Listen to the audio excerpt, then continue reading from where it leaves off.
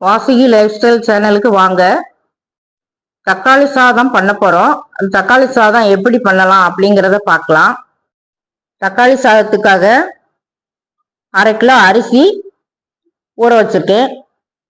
2 பல்லாரி வெங்காயம் பெரிய வெங்காயமா நறுக்கி வச்சிருக்கேன். 6 பச்சை மிளகாய் நறுக்கி வச்சிருக்கேன். 1 கிலோ தக்காளி.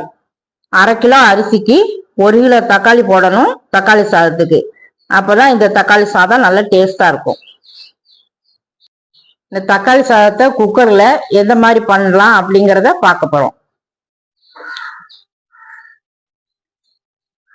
2 டேபிள் ஸ்பூன் கடலை எண்ணெய் ஊற்றிக்கலாம்.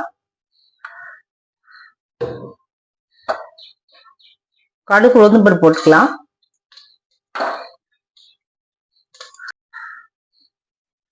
2 டேபிள் ஸ்பூன் கடலை எண்ணெய் ஊற்றி கடுகு உளுந்தம்பருப்பு போட்டிருக்கேன். அடுத்து கருவேப்பிலை சேர்த்துக்கலாம். அடுத்து வெங்காயம் போட்டுக்கலாம். 2 பல்லாரி வெங்காயம்.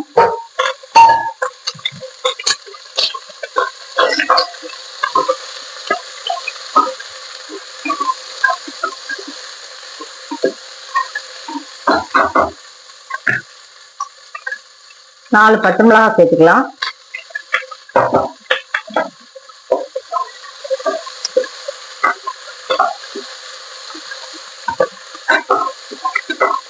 இந்த தக்காளி சாதத்துக்கு இந்த பச்சை மிளகாய் ஃப்ளேவர் ரொம்ப நல்லா இருக்கும்.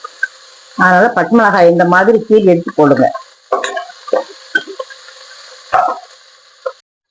1 டேபிள் ஸ்பூன் கல்லுப்பு போட்டுக்கலாம்.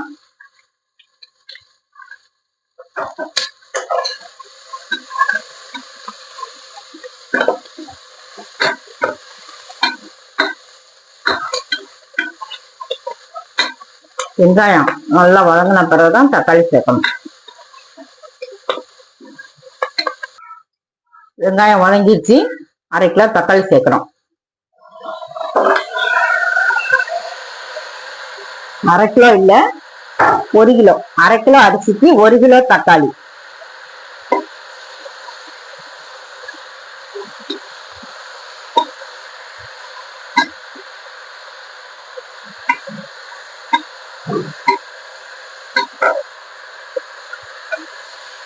தக்காளி நிறைய சேர்த்தாக்க தக்காளி சாதம் நல்ல டேஸ்டா இருக்கும்.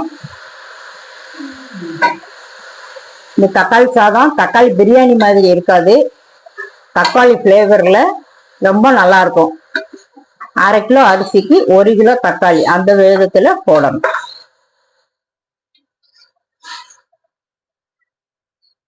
தக்காளி கொஞ்சம் வேகவும் மசாலா சேர்த்துக்கலாம். தக்காளி 3/4 வாதி வெந்துருச்சு. 1/2 டீஸ்பூன் மஞ்சள் பொடி போட்டுக்கலாம்.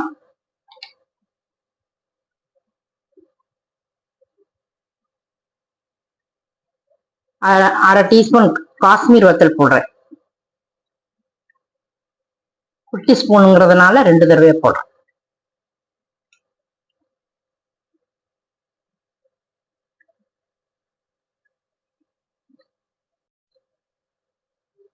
காயப்பொடி ஒரு 1/4 ஸ்பூன்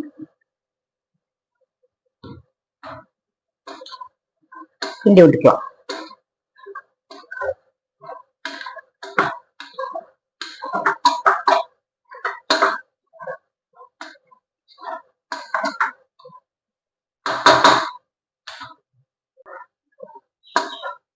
ஒவ்வொரு தக்காளியை வதக்குனா தண்ணி நிறைய வரும். தண்ணியா இருக்கும். இந்த தக்காளியில தண்ணி சத்தே இல்லை.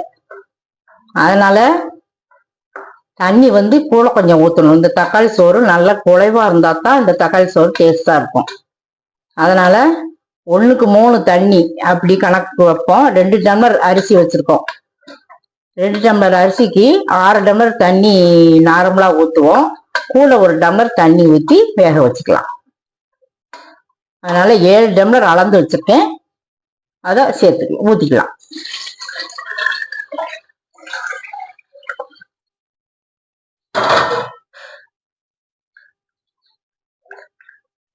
இந்த ஸ்டேஜ்ல உப்பு காணலைன்னா உப்பு சேர்த்துக்கலாம்.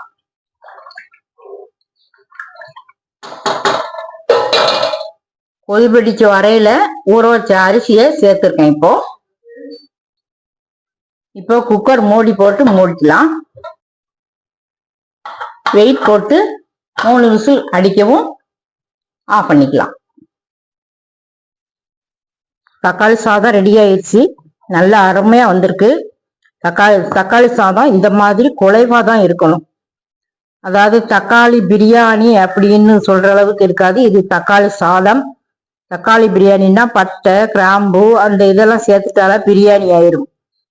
இது தக்காளி ஃப்ளேவரோட நல்ல குலைவா சூப்பரா இருக்கும்.